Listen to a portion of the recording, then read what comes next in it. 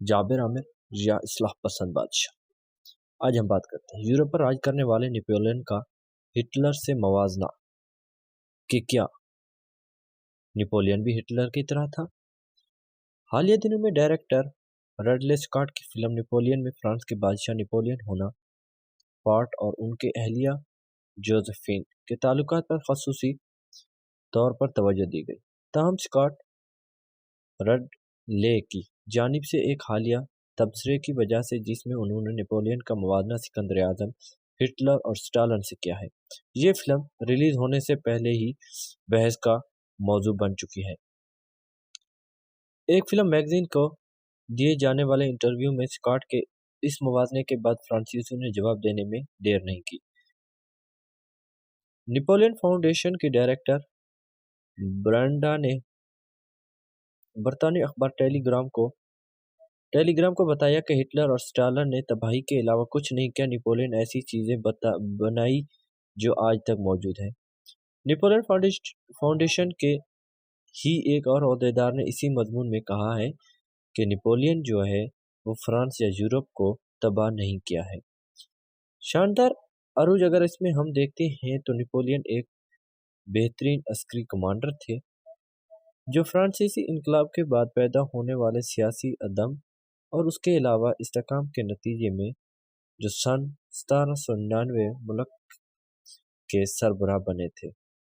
अगर हम इसमें देखते हैं जो नेपोलियन था उसके मदाहों का कहना है कि उन्होंने फ्रांस को एक ऐसे मुल्क में बदल दिया जहां मेरिट पर काम किया जाता है। इसके अलावा भी अगर आगे हम देखते हैं, लेकिन दूसरी जानिब नेपोलियन ने यूरोप में खूने जंगों का सिलसिला छेड़ दिया जिनका मकसद एक वसी सुल्तानत कायम करना थी जो अपने अरूज पर स्पेन से मॉस्को तक फैली हुई थी।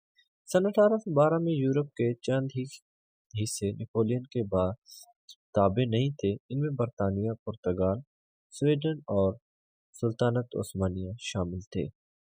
अगर इसके अलावा हम देखते हैं 1815 में आखिरकार बरतानिया की सरबराही में नेपोलियन मुखालिफिन इत्तेहाद ने इनको वाटरलू की जंग में शिकस्त दी और यूं नेपोलियन की शिकस्त का खात्मा हुआ।